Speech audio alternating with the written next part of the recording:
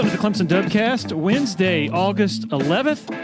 Clemson football hot and heavy into camp. And I just have to say, grateful that we cover Clemson and not Georgia, Alabama, or any number of other schools out there whose coaches just put total lockdown on the media where it's hard to really learn anything. Not that we have total access or anything, but still certainly enough where you can figure some things out and get some real insight into these players, including the freshmen who we have plenty of updates on at TigerIllustrated.com. My good friends Blake Smith and Brooke Archenhold have been part of the podcast since the beginning, way back in August of 2018. They have an accomplished team of personal injury attorneys at Parham, Smith, and Archenhold based in Greenville. They are Clemson people, and their skillful attorneys have decades of experience in complicated litigation matters, taking a special interest in medical malpractice, nursing home abuse, and neglect, car accident cases that have left the individuals involved in serious trouble. For a free consultation at Parham, Smith, and Archenhold, call 864-990-4581 or online at parhamlaw.com. That's PARHAM law.com. Celero Communications, formerly known as Tandem Payment, is a full-service integrated electronic payments provider powered by leading-edge technology. Celero provides a wide array of merchant solutions, simplified payments. They make onboarding, taking payments, maintaining risk management and compliance, and getting support quick and easy. At Celero, they're all about helping you achieve sustainable growth as a business. Taking payments isn't the only thing your business needs. With Celero's solutions, you can manage inventory, sell products and services via social media, schedule staff, track sales, get reports, and much, much more. Find out more about Celero at celerocommerce.com. That's CELERO commerce.com. Want to share a quick word about Founders Federal Credit Union? If you've been to a sporting event in Clemson, you've probably heard about Founders already. They are the official credit union partner of the Clemson Tigers. In addition to that, all Clemson faculty, staff, and students are eligible for membership as well as IPTAY members. Matt Gross is a proud Clemson alum and the vice president for the Clemson market for Founders Federal Credit Union. Matt's office is located beside the Walmart Neighborhood Market on Old Greenville Highway in Clemson. For more information, go to foundersfcu.com. Okay, honored to have former Clemson University President Jim Barker join the podcast. A lot of fascinating recollections from his time early in the Dabo Swinney era and before. Also, his perspective on all the many ways college athletics has changed, is changing, and will continue to change moving forward. This is a really good one. Enjoy. Here we go. Okay, joined by former. How do you go by? What do you go by? Still go by president? Well, my official title is President Emeritus. As long as you don't call me the old president, I think that's. Well, I am thrilled to have you a part of the podcast. In fact, I want to say it was Thursday, a friend of mine, his name is Chris Eliezer. I don't know if you know him. He's an avid listener. He said, you know who you should get on your podcast?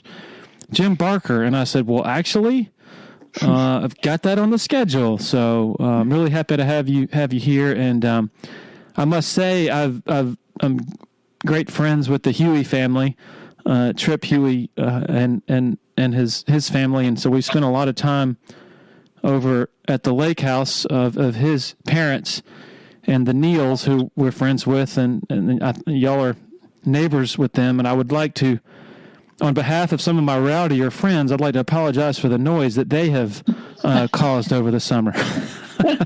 We've enjoyed having you all at our dock, and it's a great neighborhood, and all those folks are good friends. And Cecil certainly is one, a fraternity brother of mine. So we've known each other, 55 or 60 years. So it's been it's great being able to be close to all those folks. Can you maybe give us a summation of what you're up to and what the past, I guess, 7 years have been like as you sort of moved into the more obscure parts of or I guess less prominent part of life after being the president? Yeah, I could tell you that enjoying retirement. Marcia and I are very happy in this current season of our life, and I'm teaching a class, an architecture class, each fall, enjoying that. We're doing a great deal of travel, although we've had to be a little more selective about our travel in the last year or so, but we're still traveling, and spend a lot of time with our grandchildren. They're going to be with us this week. Part of the time, our nicknames are Sweet and Cappy. I'm Cappy and Marcia's Sweet, so they call it Camp Sweet and Cappy when they come to visit us. So we have all kinds of things planned and with them. The board has asked me to be a part of the Legacy Council regarding for the cemetery, Woodland Cemetery on campus, and so I'm spending a great deal of time in that regard. Singing in the choir at church, and also a lot of student organizations have asked me to be engaged with them, and sometimes giving campus tours and sometimes advice. And so all those are very enjoyable ways to enjoy life and serve Clemson, I think. What's the favorite place y'all have been abroad that you hadn't been before and that you've been able to travel to in retirement? Well, the Alumni Association was very kind to make sure that they said thank you, and they let us take a trip at our own choosing, and that trip itself was probably the highlight of what we've done. It was in Europe, and all those were new places that we saw in Portugal, and even places in Spain that we'd not seen. In Granada, Spain, that was one of our special places, I think. But it's as an architect, you normally travel to look at buildings, and we've done quite a bit of that. We were fortunate to be able to have done that. There's so many interesting buildings, and I never get enough of it, I'm afraid. I'm even spending a lot of time looking at buildings on campus, and they have done sketchbooks just of campus buildings. And I started with one, and I said, well, this pandemic may go on for a while. Now I've done 13 sketchbooks, each one with about 25 watercolors in it. So being able to look at buildings far away, and also buildings that I thought I knew very well, but when you sit to draw something, you have to look much more closely than you ever have before. So that's been an enjoyable thing too. So what's the routine on that for each one? Well, Marcia and I walk on campus pretty regularly, and if something catches my eye, I'll take a photograph of it. If I have time, I'll sketch right there on the spot. But most of the time we don't, and it's so darn hot lately that I'll bring that photograph home and study it, and then try to do a drawing, or in almost all cases, a watercolor of that. And as they stack up, and if I get 24, 25, they get bound into a sketchbook. And those are here stacking up on the table here at home. So I don't know how tall that stack will be by the time the pandemic's over. Any of them you'd care to share? As far as what they are? Well, as far as maybe sending some to me, maybe I could share as far as sure, publicize. I'd be happy to have you do that. There are some that are in the new hotel in Patrick Square that the owner of that hotel, Mike Cheatham, has made a commitment to Clemson that for each of those that they use there, he's made a gift to the university from the revenue that the hotel generates. So some of those are visible out there. But yeah, I'd be happy to share those with you. It's interesting. I was doing a little homework before this and saw something that Colonel Scarden wrote, the professor emeritus of English, upon your retirement, and something I did not know. He said, I have been privileged in my teaching career at Clemson to have had James Barker as a student in my classes for 3 of his early semesters. He said 1B and 2As. Is that a violation of HIPAA for him to have shared? I've heard him say that publicly as well. Yeah, I always thought I had all A's, but I'm sure he's right. He's got a much better memory than me. He was one of the most outstanding teachers I ever had. He Wow. and I did not know about his military life. When I was in his classes, I just knew that he was a magical teacher with his voice, and have him reading English Romantic poets to us in class with that deep voice. I just thought this is what college is supposed to be right here. And a very special man. And as he continued, he said, few people have known that Jim Barker came to Clemson on a partial athletic scholarship. He was a pole vaulter from Kingsport, Tennessee. Like his reticence to talk about his ability to draw, he seemed less inclined to review his brief career as a vaulter. During his early years as a student in the School of Architecture, he had an assignment, possibly in design or to test his creative inclinations. He visited my office and asked if I would take a look at his project. To me, Jim always had been a serious student. Naturally, I was flattered by his request. He unveiled plans and drawings for a city to be constructed in the area where South Carolina, Georgia, and North Carolina boundaries are contiguous. The overall concept was a layout of a series of concentric circles in which each circle, some function or activity, habitation, religion, education, civic government, business, medical, etc., would be planned. I was amazed at his vision, and as a fellow English person, I am that this is so beyond my comprehension. But can you, in layman's terms, can you share that? I'm just kind of fascinated by that project that you put together as a student.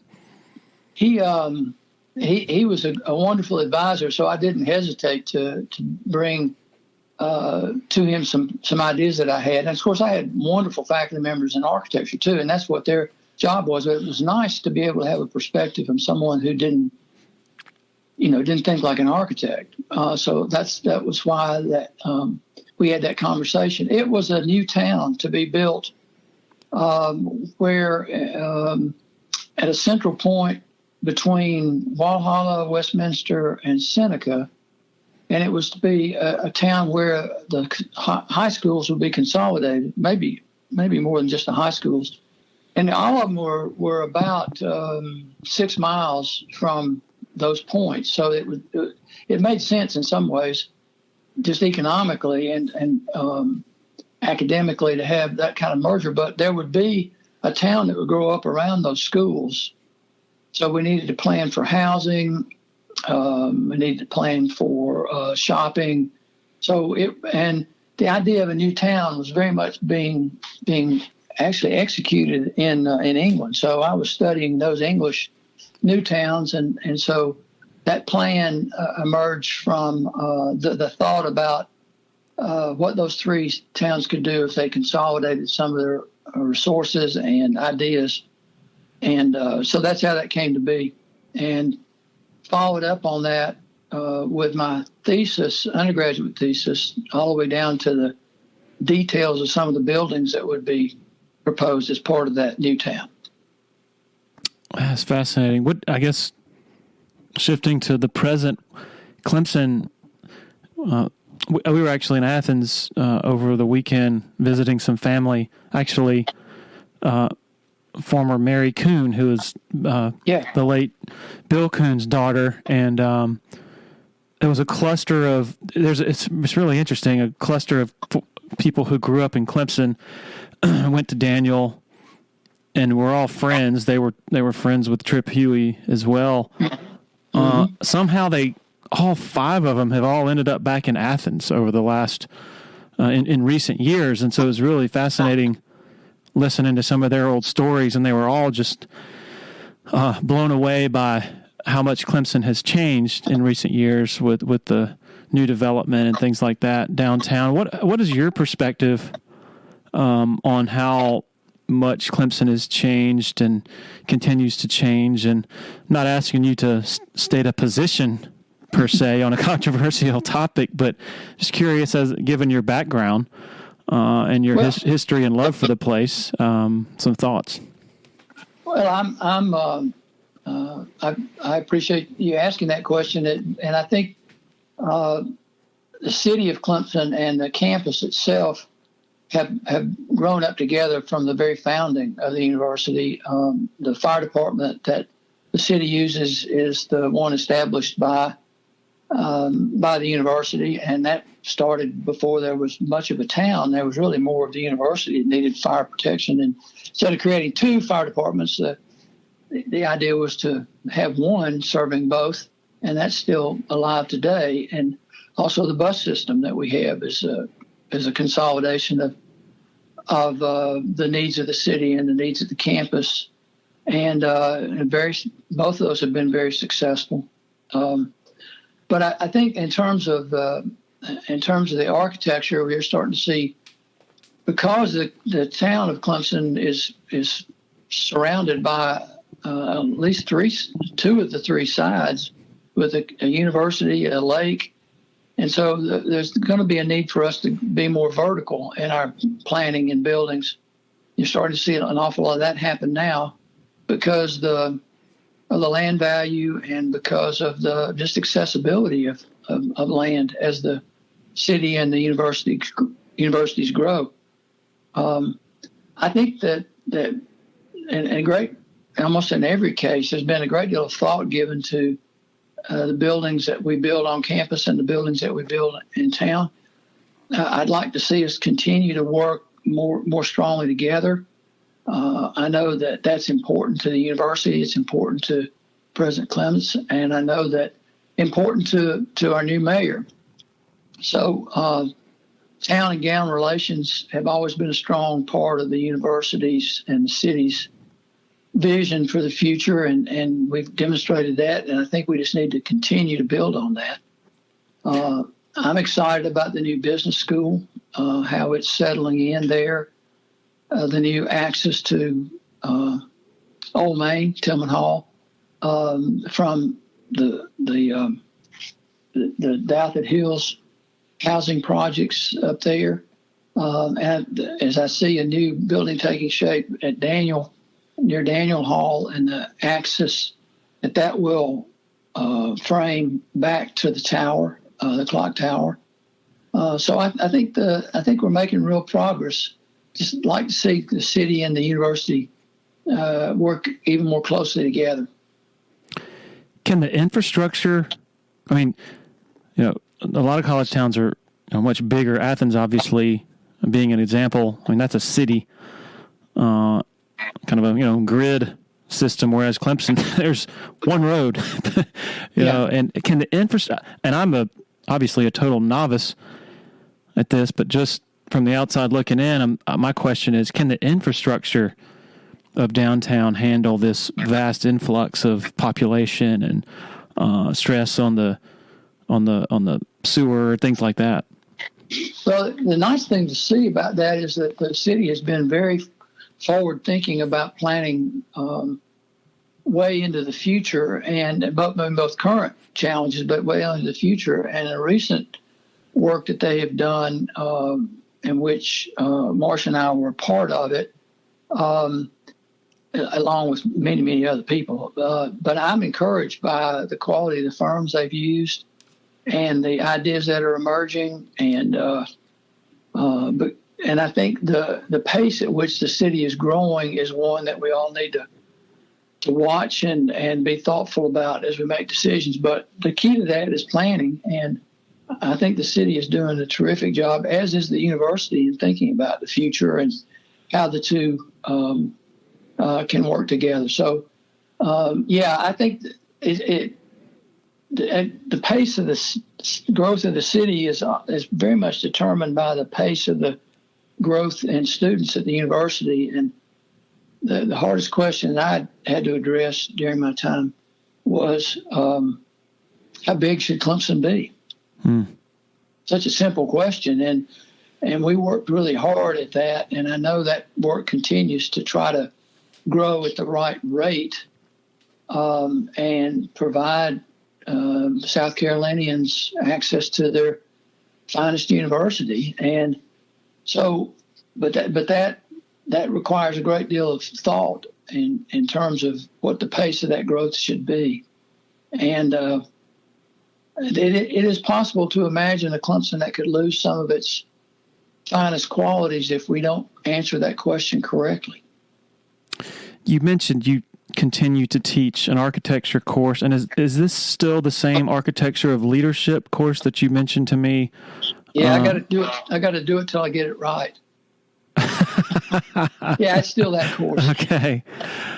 Really fascinating. I guess we sat down in the fall of 19 for a series of articles I was doing on Dabo's leadership, and a number of parts of that conversation with you kind of took my breath away and were just extremely interesting and really revealing of the bigger picture of Dabo's leadership. And one of those was you mentioning, sharing some insight into that course, Architecture of Leadership.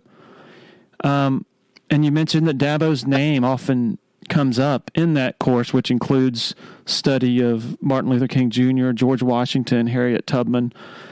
Can you maybe can we go back to that and maybe dig a little deeper into that and maybe your insights into it?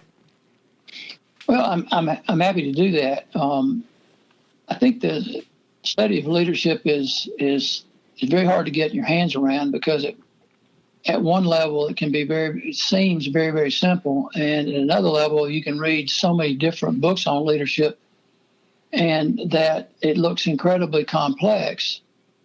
And one of the things I try to establish in that class is the students drive it to a great extent. They ask each other questions and they come prepared to ask questions.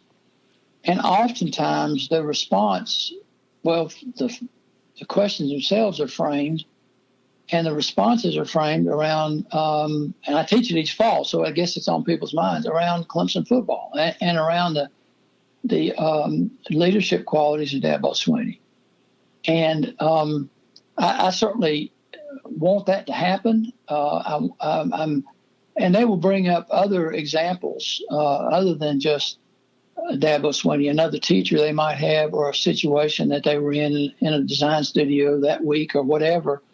So I want it to be authentic and in some ways to show that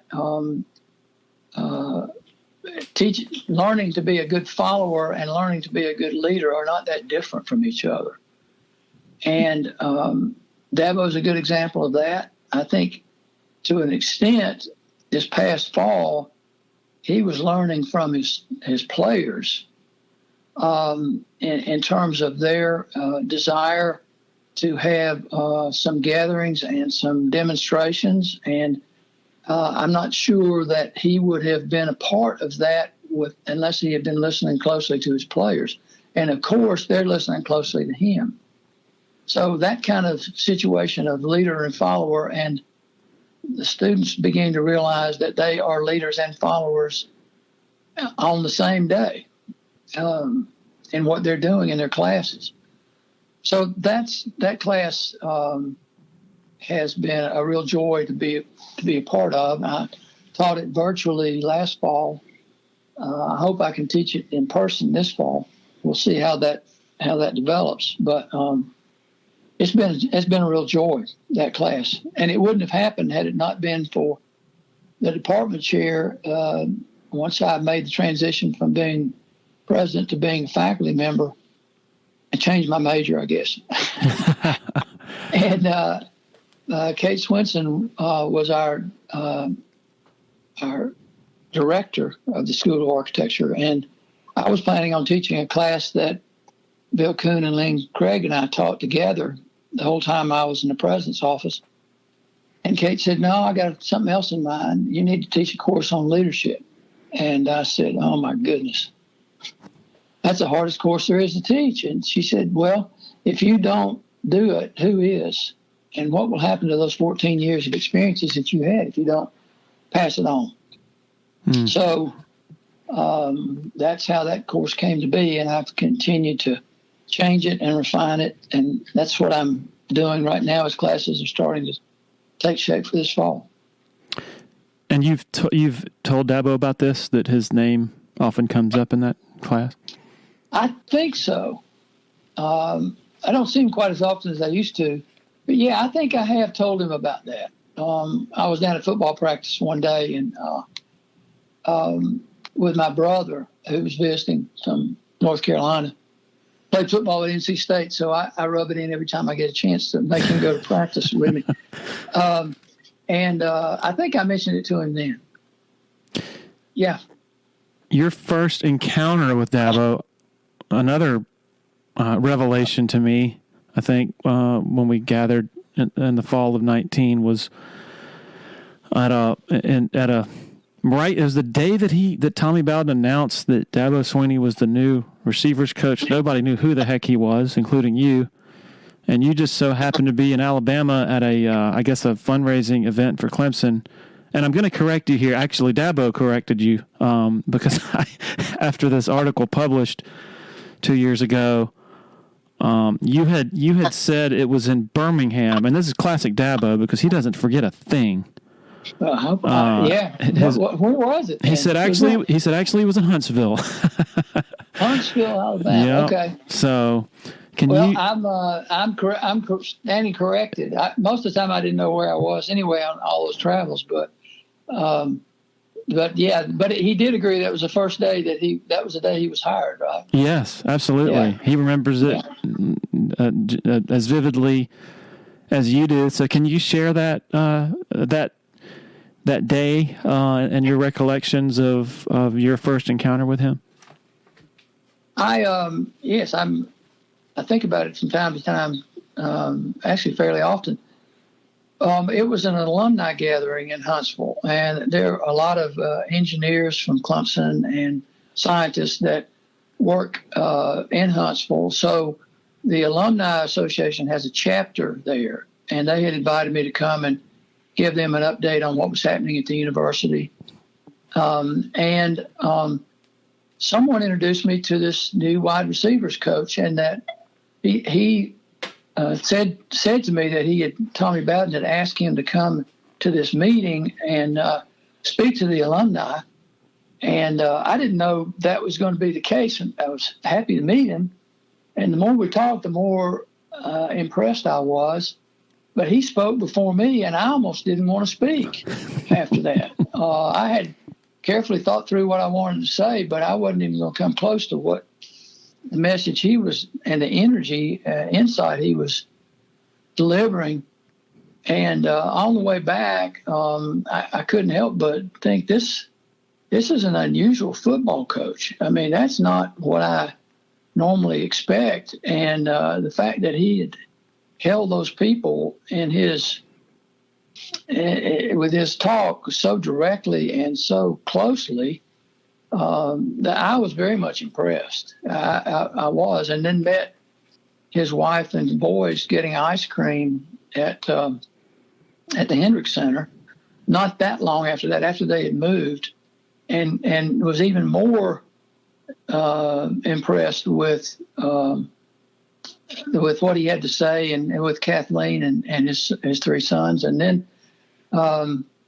other times that I had contact with him was when he was asked by Tommy Bowden to serve on a task force that Terry Don and Provost Dory Helms were chairing regarding the offer of scholarships and when the timing of that and what the criteria for that should be. And hearing back from the provost about how insightful Dabo was. And I think that may have been one of the experiences that Terry Don recorded in the back of his mind, saying this was Dabo Swinney's got his act together. And so all that combined to when Terry Don said that if there was going to be a change, that he was thinking that Dabo would be the interim. And he said, "What do you think of that?" And I said, I agree with you. I trust you, but I've also been impressed with Dabo. So that's how all that unfolded, beginning with that trip to Huntsville, not Birmingham. You mentioned shortly after Dabo and his family got to Clemson that y'all ran into them at the Hendricks Center getting ice cream. It needs to be pointed out to those listening that not normal for an assistant football coach to be all the way over there. I mean, the Hendricks Center's in the middle of campus, whereas the football staff is usually in their cave, whether it's the McFadden building at the time. Now it's over at the Reeves facility, but not normal even back then to see an assistant coach and his family mingling with students, getting ice cream at the student center. Am I correct? I think that's absolutely accurate. And I think it's one of the, I may have been as impressed about that as I was about his talk in Huntsville. The fact that his family orientation, and of course that wasn't artificial, because now the whole football program beats around the idea of coaches and their family and their kids and their wives. And so I saw the ground roots of that at that day at the Hendricks Center. So yes, it was unusual. But it's if you're the university president, those kind of things make you smile. When you see people building bridges where bridges don't exist, and when you see people doing things out of the ordinary that make the university stronger and more a community, then it gives you a certain degree of comfort about how things are developing and who are the people leading that effort. So being able to give the reins of the football program to someone who thinks and acts like that, even though he's not a coordinator or had coaching experience at the level he was about to assume, you just have you have a deep sense of maybe this is the right thing to do.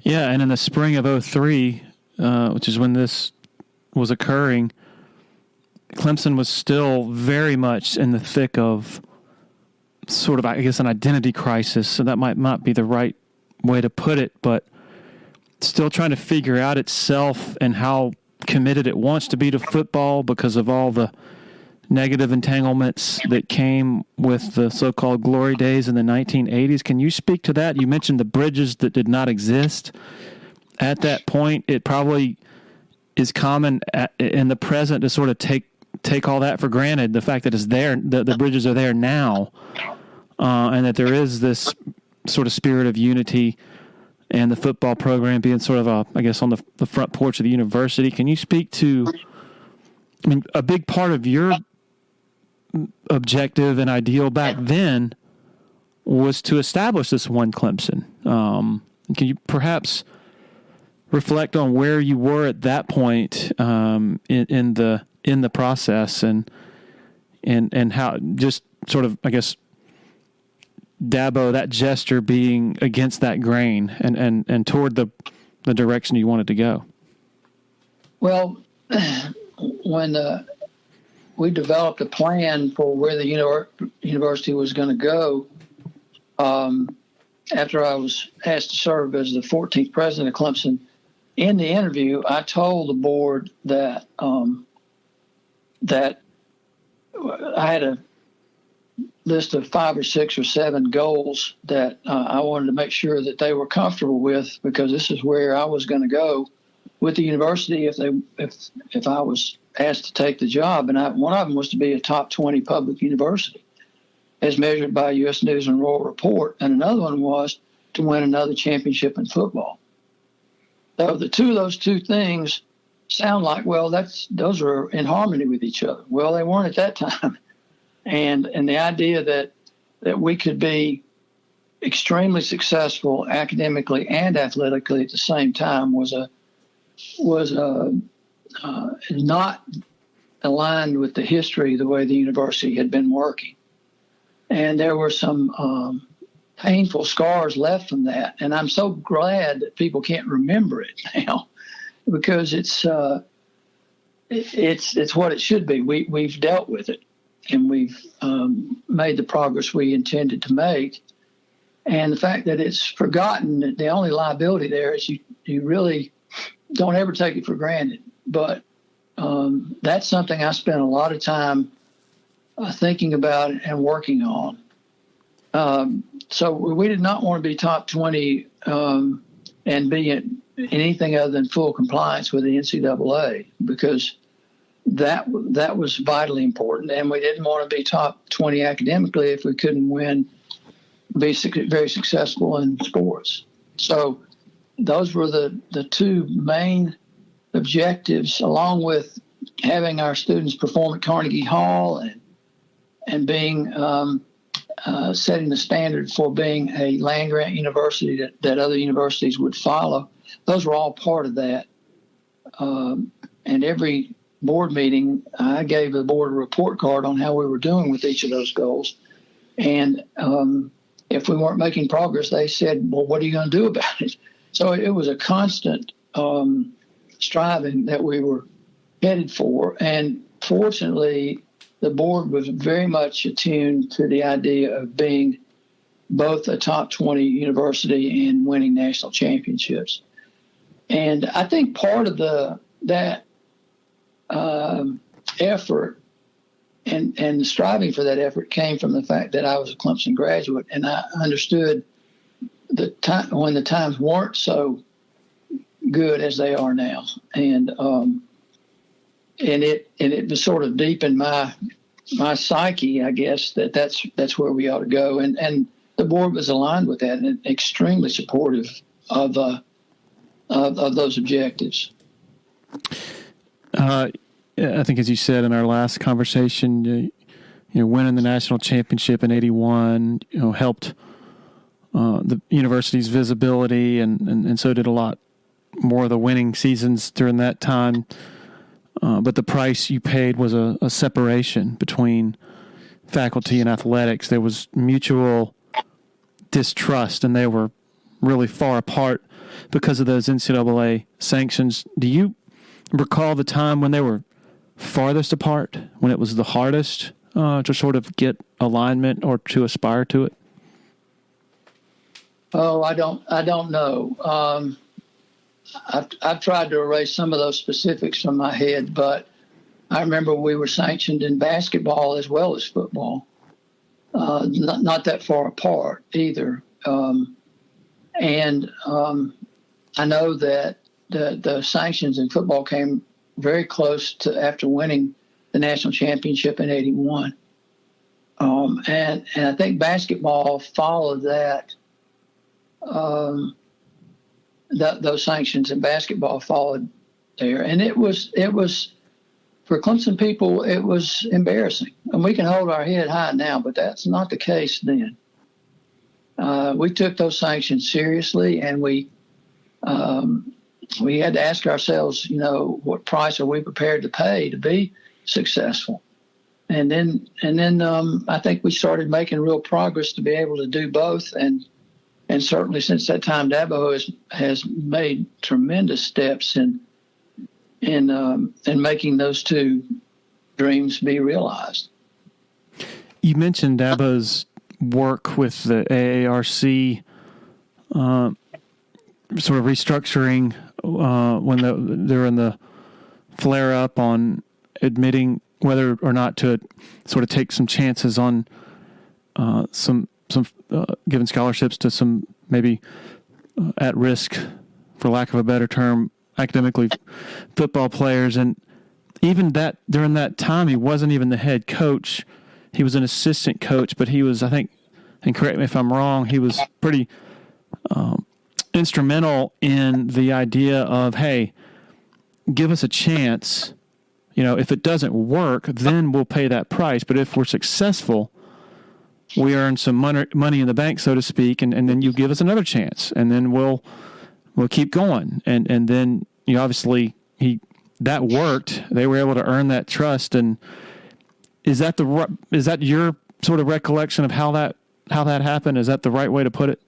Yeah, I think you summarized it very well. That it wasn't a blank check. It was sort of taking baby steps. If we're successful in graduation rates and academic performance, and compared to both the SEC and the ACC, those were the standards that we were using.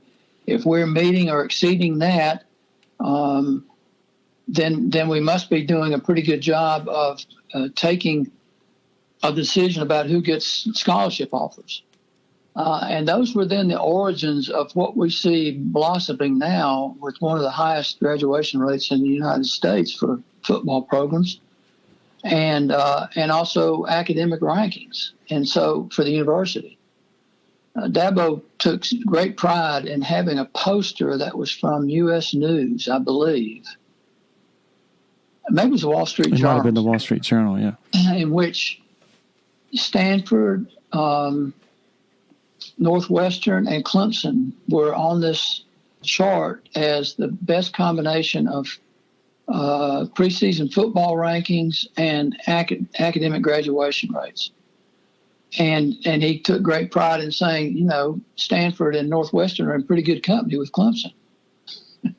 That was the way he looked at it. Yeah. and so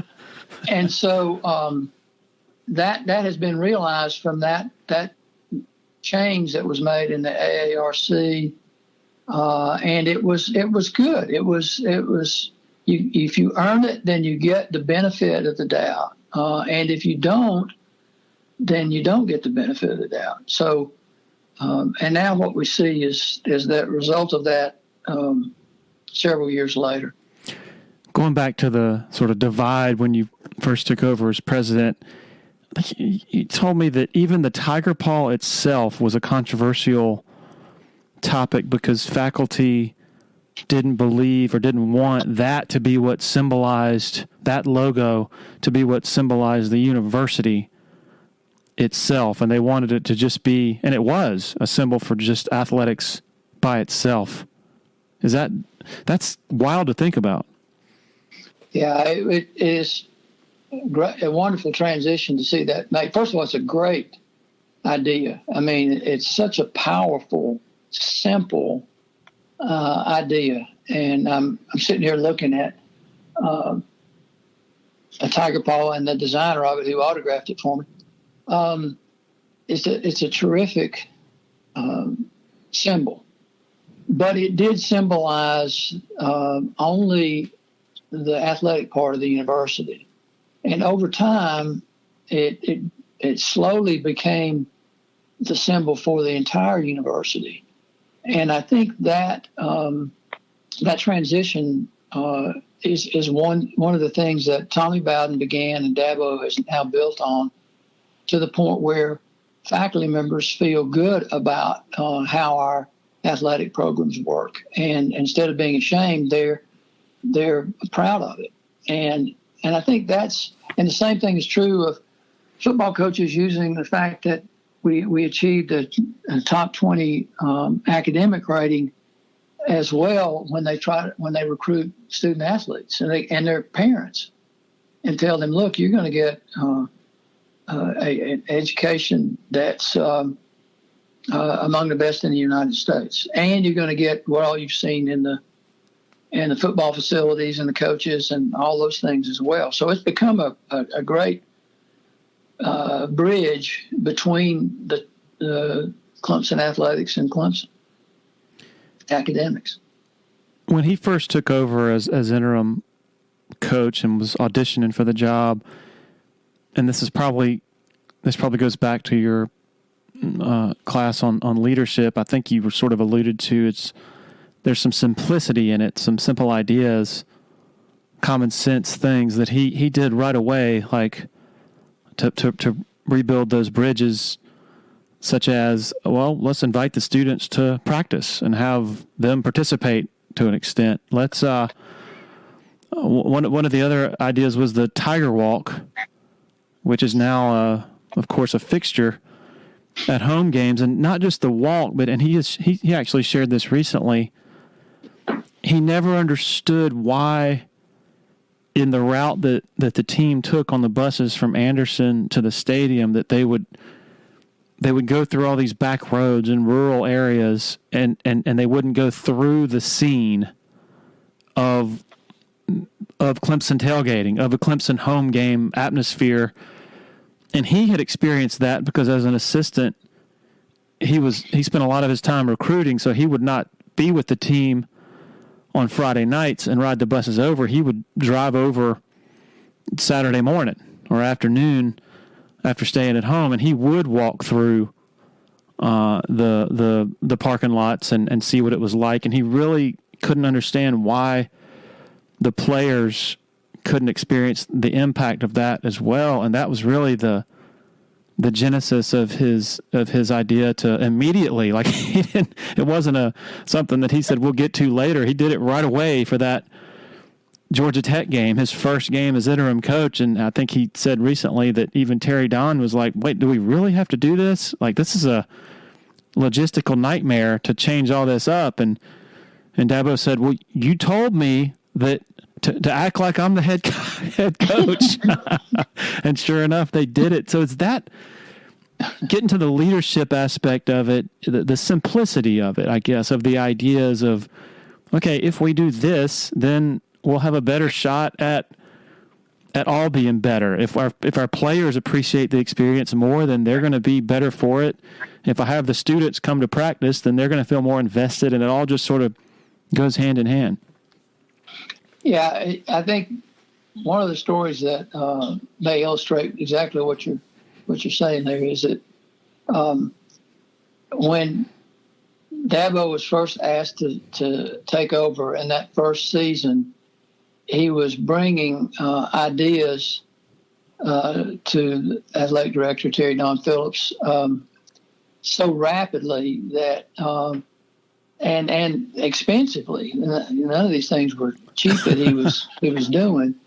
And of course, he'd say, "Well, you're not paying me very much. You should have some money left over to do all these things." But anyway, after he brought one of these lists of things that he wanted to do to Terry Don, he said, "Now, Dabo, you got an MBA degree." He said, "Yeah." He said, "Have you ever seen a financial plan before, and assets and liabilities and so on?" He said, "Well, yeah, I think I did some of that, but I was really more on the management side of things, not on the finance side of things." So his MBA probably helped him on one part of his work, but it made it complex from the financial side. If you're in the Eastern Midlands and PD area and you're in any way interested in buying and selling a home, commercial property, land, need to consider reaching out to Uptown Realty. They're based out of Sumter and run by a friend of mine, Patrick Enzer, big Clemson guy, used to cover the Tigers in a newspaper capacity, longtime supporter of Tiger Illustrated, longtime listener to the Dubcast. The home buying process should be an enjoyable experience, so let Patrick and his staff do all the heavy lifting. All you got to do is pick up the phone and call 803-774-0435 or go to uptownrealtysc.com. When you're ready for a complete renovation in your home or business, open the door to more with Harris Home and Harris Commercial. Their local experienced team will totally transform any room space, from beautiful floor coverings to construction to finished details. Harris handles every step of your renovation process, whether it's a kitchen or living room or an industrial or educational setting, like some of the positively stunning work they've done at Clemson University. Go to discoverharris.com and experience a total renovation transformation from Harris Home and Harris Commercial. Another loyal supporter of the Dubcast is Blackacre Law Firm in Greenville, a subsidiary of Parham Smith and Archenhold. Blackacre helps South Carolina residents achieve their dreams of home ownership by providing experienced professional representation for real estate closings. Attention to detail is crucial in real estate law. Blackacre is committed to making sure nothing gets by them preparing residential or commercial closings. Blackacre also offers estate planning services for their clients in the Greenville area. Find out more about Blackacre at 864-326-3507.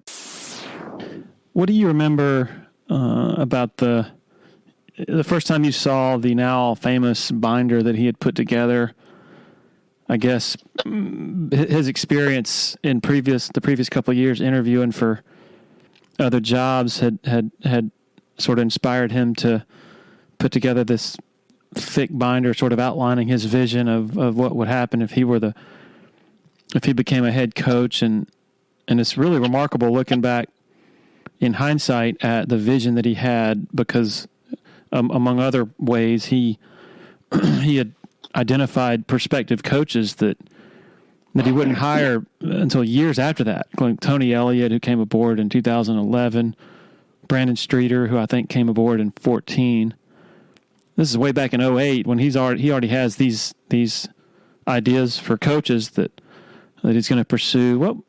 What was your first reaction when you saw that? And was it during, well, I don't know, you might not remember, but I think was it during the audition, or was it after he had gotten the job and he was presenting his vision to the board and the administration? I'm not positive about what that was. My sense was that he saved that until he was actually auditioning for the job.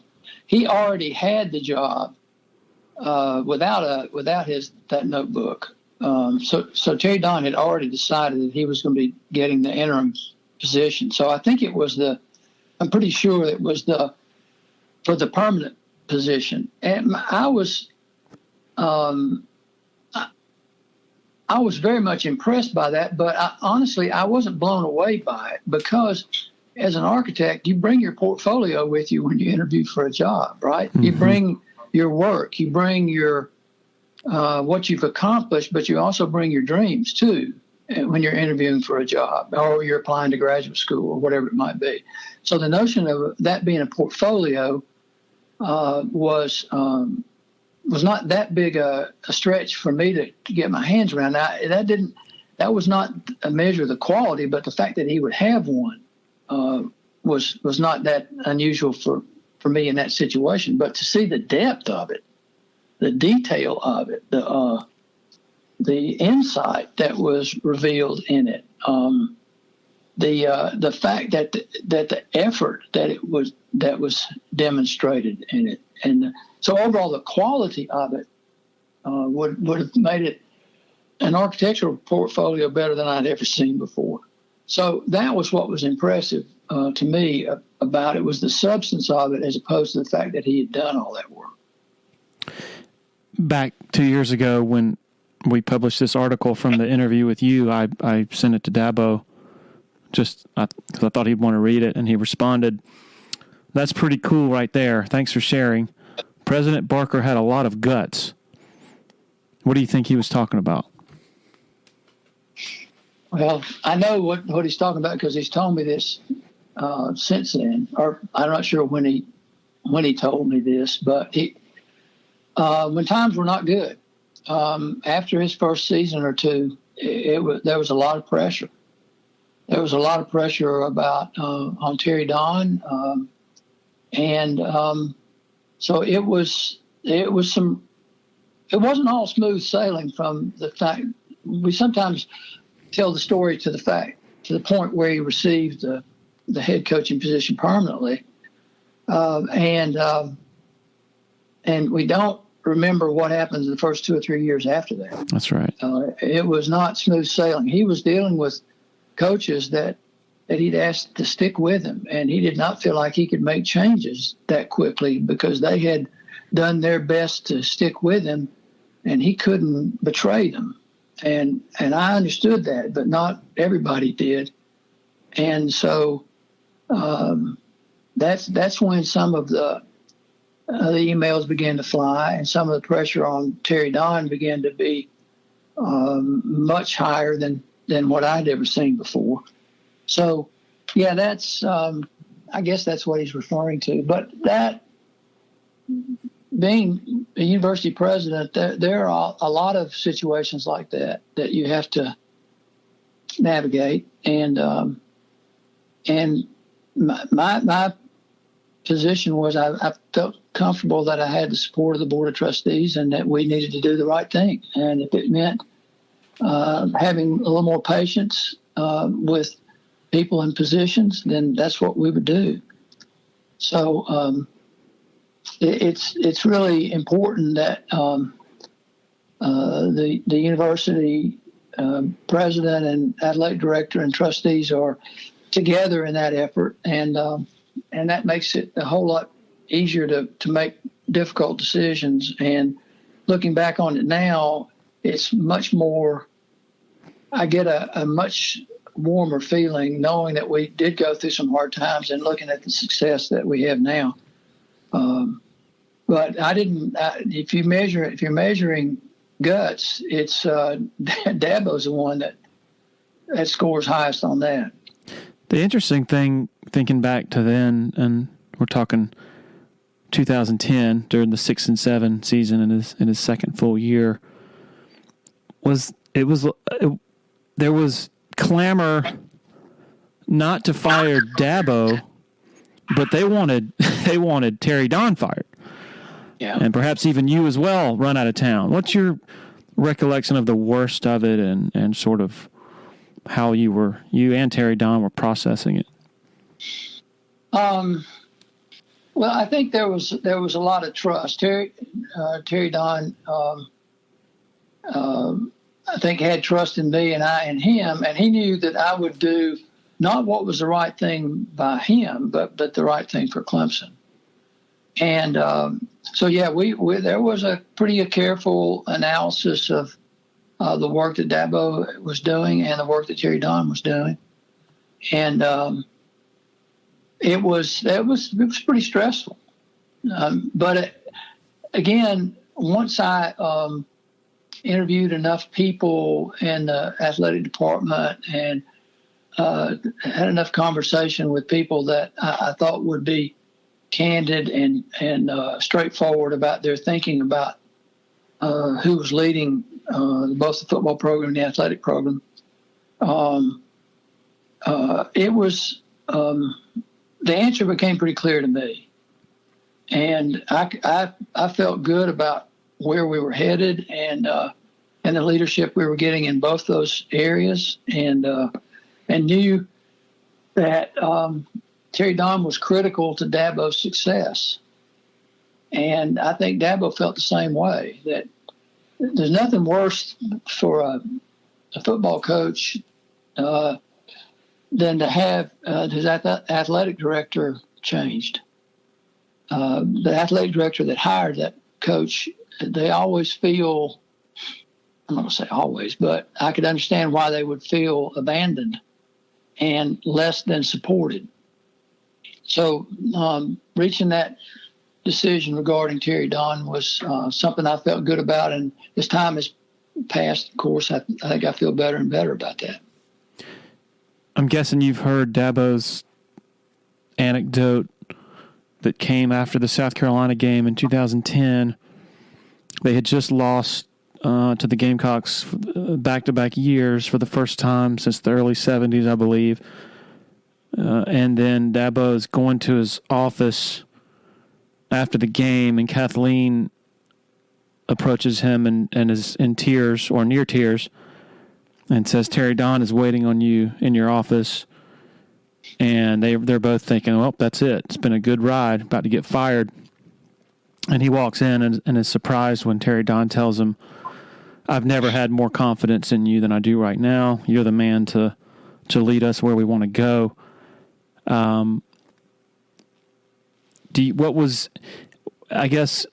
Can you share, if you can recall some insight from that precise moment in time when the season's sort of on the rocks? It's a bad year. What gave you and Terry Don that conviction at that moment that everything was going to be okay in time? Well, I think first of all that we had to reach a conclusion that we were very proud and excited about what Terry Don would do with the athletic program, and the fact that he was being supported gave him the ability to talk to Dabo the way he did. So I think that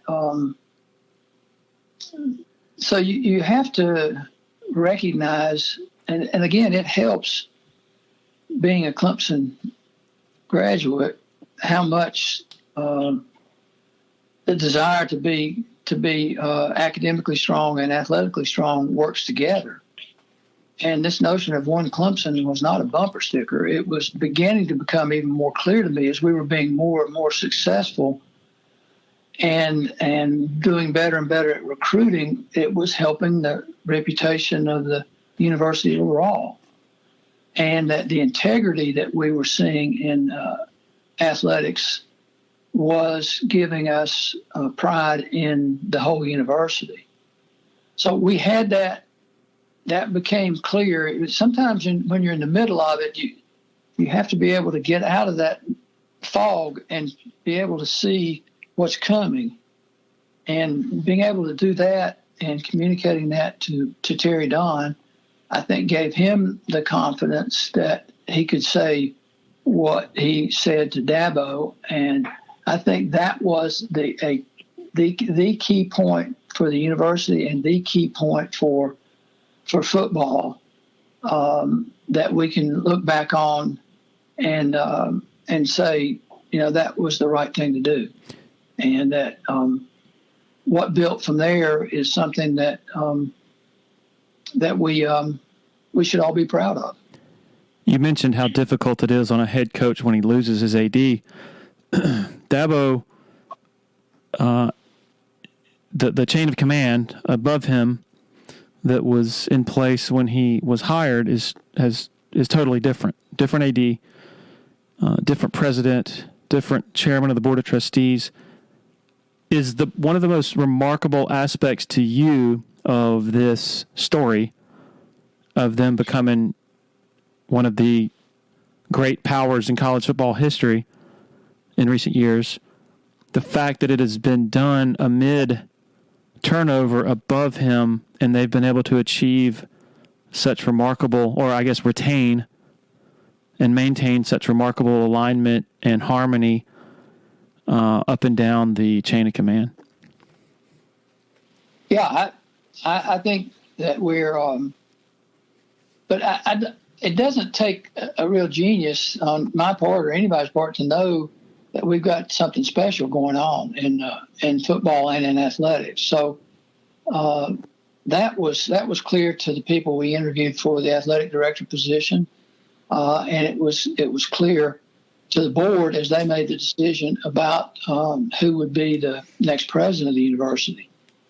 So those were part of the conversations that took place, and how strongly did they feel about the coach that we had. So that was something I think that enabled that momentum to keep going. And I know that people in those new positions made it very clear to Dabo when they were hired, or immediately when they were hired. It's probably the first phone call they made and to make sure that that Dabo felt supported. Mm-hmm. Well, we've talked this long without even touching on the seemingly seismic changes going on in college athletics. What do you make of where things are right now? I guess we can start with the realignment, another round of realignment that is upon us. Texas and Oklahoma to the SEC, the ESPN, the television partner of the Big 12, seemingly, allegedly, actively working to chip away at it and to perhaps even dissolve it. Now there are questions about the ACC. Where do they go, and how do they ensure their viability moving forward? How closely have you been paying attention to this, and what do you make of it? Well, I guess the position I'm in is that any response I might give would be a position of a dedicated Clemson fan now, because Clemson is my alma mater. I'm not. I can't really stop thinking about Clemson's welfare on all the issues that you're talking about. And my heart says keep the status quo exactly like it is. We're a great university. We've got great sports programs. And any kind of change would be a mistake. However, I don't really control things. So I've sort of challenged myself in thinking, and how should we approach these dramatic changes? What are the ways in which we can make our current status even stronger through these changes?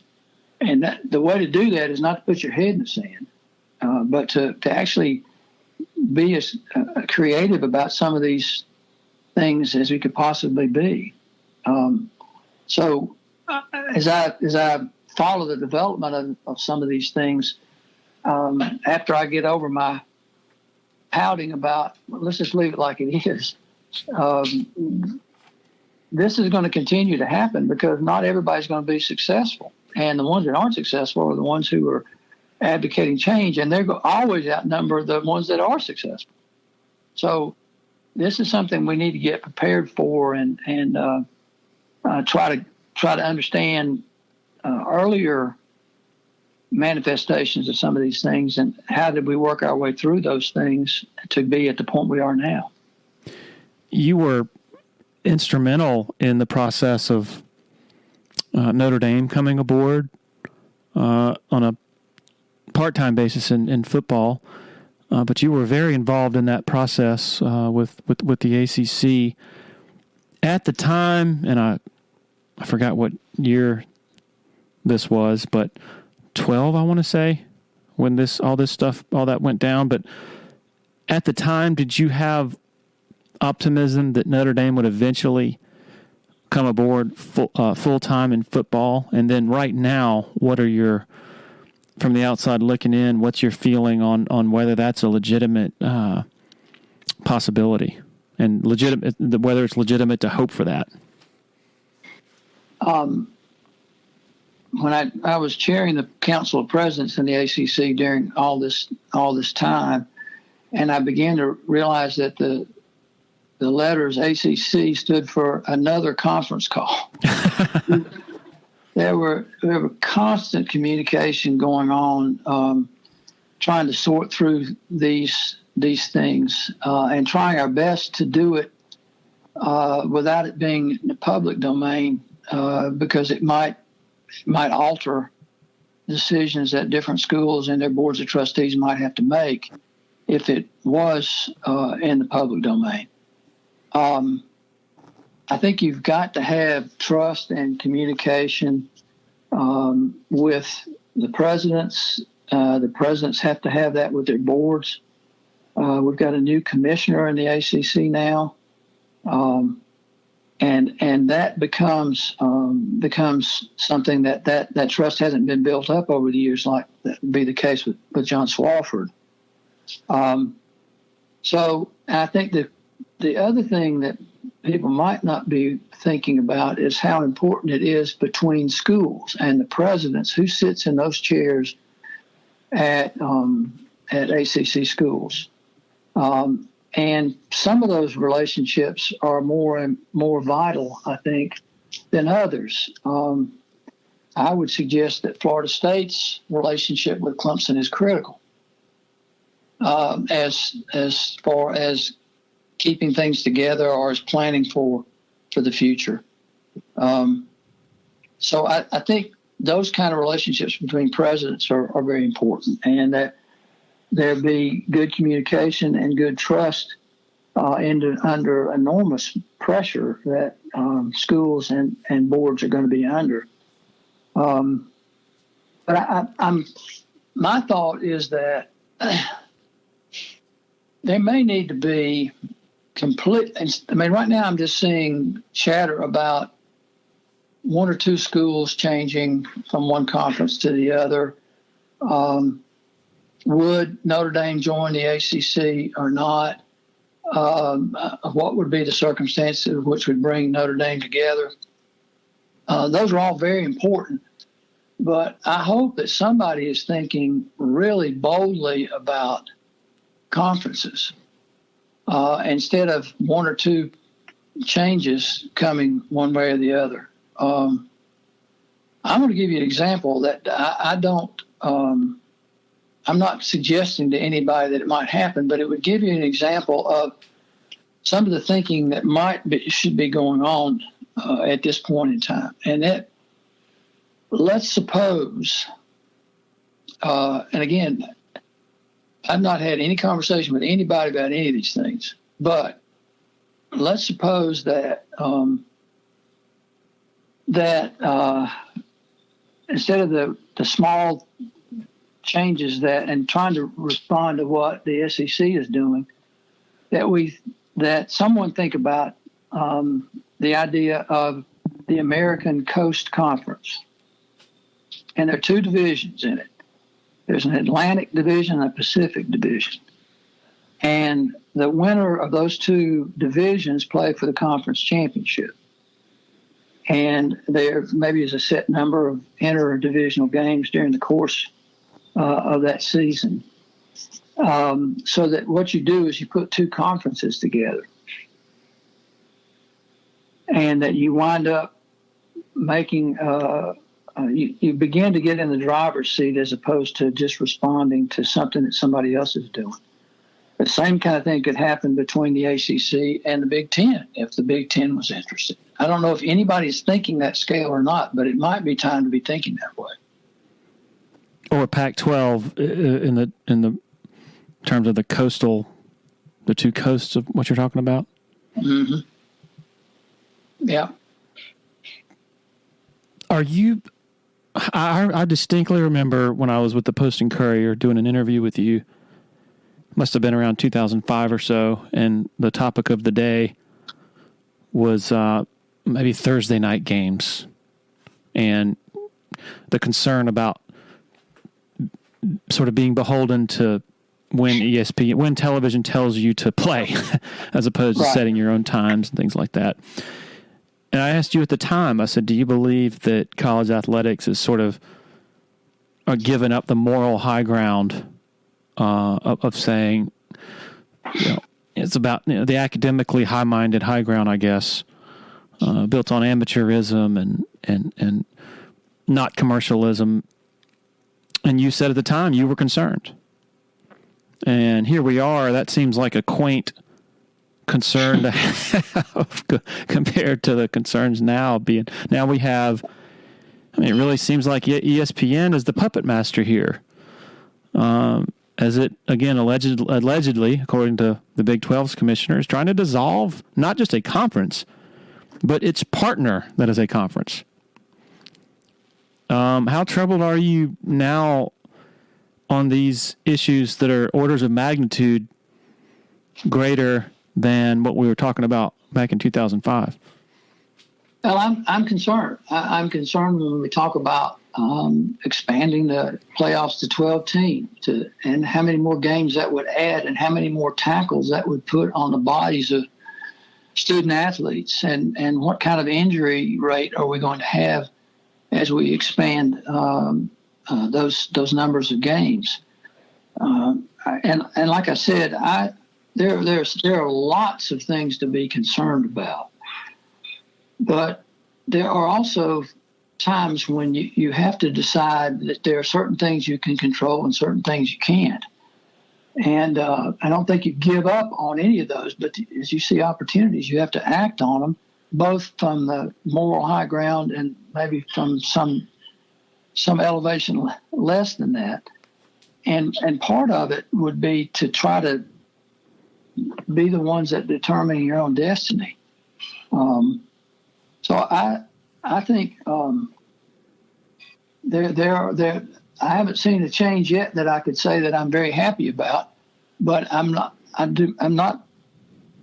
a mindset that says we can't make something better out of this. For example, I mean, the name, image, and likeness. It seems it's hard for me to be enthusiastic about that change. At the same time, if we think a little more carefully and a little bit more imaginatively about this, you could say that the players who are most likely to get additional income or endorsements or whatever are the ones who are likely to play professionally. In other words, that will take care of itself in a certain way. They'll be the ones that are moving on to probably professional sports. We can prepare them for the world of contracts, endorsements, communication skills, public relations, all those things we teach at Clemson.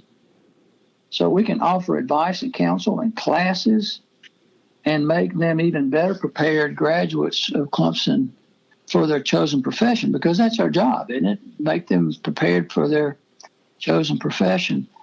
So if you could think of NIL as a kind of on-campus internship for student athletes and decide what skill set they need and who are the best people to teach that, then you got another bridge built between athletics and academics that didn't exist before.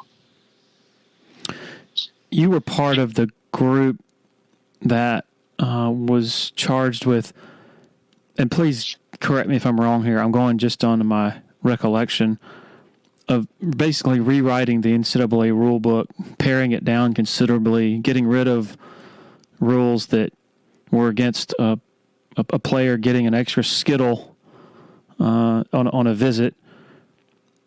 And at the time, it was, I think, I want to say the idea was more, okay, schools need to police themselves, and then if there are serious rule breakers, then they need to be harshly punished. And now we're at the point where it seems likely that there's going to be a breakaway from the NCAA. Where did they go wrong, meaning the NCAA? And what is your assessment on sort of where we are? Now we're at the point where a Supreme Court justice is lighting up the NCAA, not just the NCAA, but the whole model, basically saying the whole amateurism model is begging to get begging to get drawn into court and as an antitrust sort of price fixing endeavor.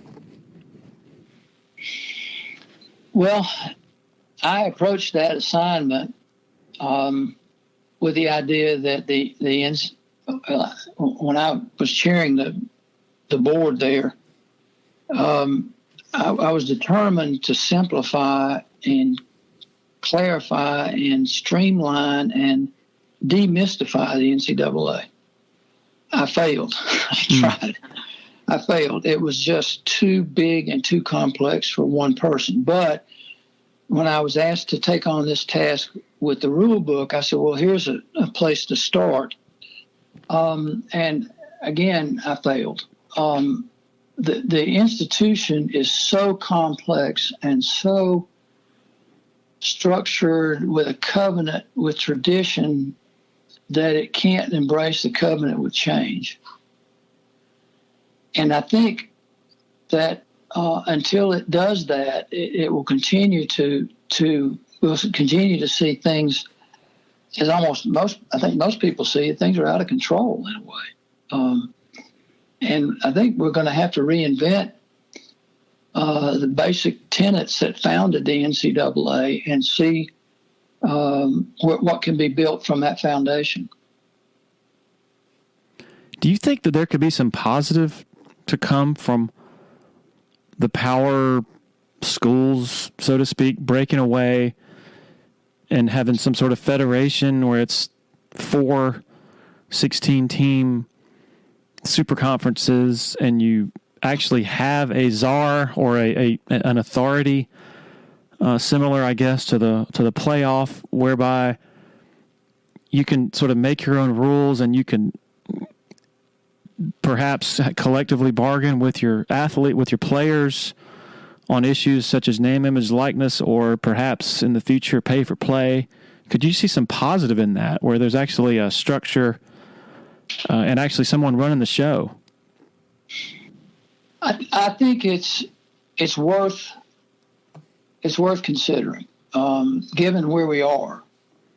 That would restructure and consolidate into the kind of organization that you're talking about. I don't know that on the surface at this point where we can see all the unintended consequences, but I think putting some bright people together in a room for an extended period of time that would develop some of these ideas and do their best at thinking through on it and then bring it to the various schools and see what kind of response you might get.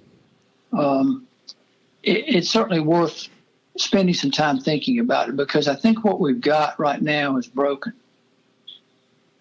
And so that, I guess that's what I'm saying. If we can't freeze everything just the way it is, which is what I would rather do, then I think it's time to sort of start fresh and see what we might come up with, and see if we won't have a better model for our student athletes. And the thing that I would do before I did any of that, though, Larry, what I would do would be to make a list of fairly straightforward, a short list of 8 guiding principles, 7, something that's not 3 dozen, and something that's more than 3 principles that would guide this process. And the decision on those guiding principles would be, just in my judgment, start with the first one being put the needs of the students first, and then go from there with the other 7. And if you did that, then you would be, first of all, you'd have the moral high ground, and you'd have to mean it. You couldn't just say it as a token thing, but you rebuild what needs to be rebuilt around a set of guiding principles, of which the first one would be students. I would love to talk with you for 3 more hours. I really could. It probably wouldn't be fair to you, though, because it's lunchtime and you're probably getting hungry. Is there anything we haven't covered that you'd like to share? You want to get off your chest? I'm glad to see the track team still with us. Yeah. I'm glad to see that our female students are getting some attention now in terms of more attention now in terms of Title IX. I think that will be something that we can be proud of. So those are the only two other things that have been running through my head as a former pole vaulter, extremely average pole vaulter, thinking about that we'll continue to have the track team, and that our female students are going to get some equity in because of the hard work. Every time I see our rowing team out early in the morning, I'm reminded of how dedicated our Olympic sports are that don't get quite as much attention, and it's particularly our female women's sports, our female Olympic sports. Well, this has been fabulous, and I mentioned those drawings earlier. I'd love for you to perhaps email some of them to me so we can share. I know people will be interested, and I'd love to make this a semi-regular thing. Maybe we could do it, say, once a year or something, just to get your thoughts on the temperature of all this change as it continues to evolve. Well, I'm happy to do that, and I'll.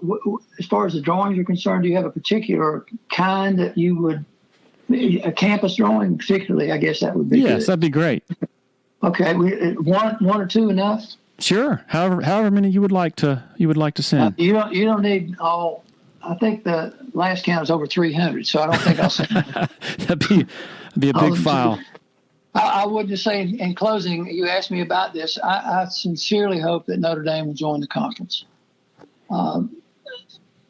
But I don't think that's the be all and end all of things. I think we need to know that door is there, but I think we have to think also more boldly than that.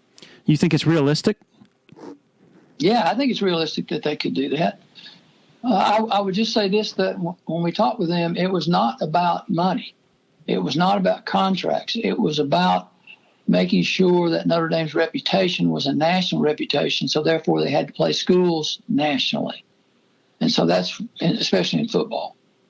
But I think we've proven that we're a great base and that they've been happy with the way they've been accommodated.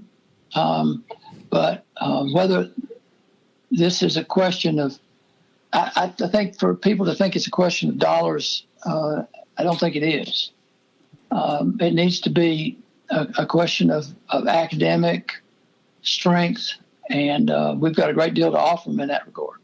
So you think, reading between the lines, your opinion is that linking up with another conference, whether it be Big Ten or Pac-12, would provide that national.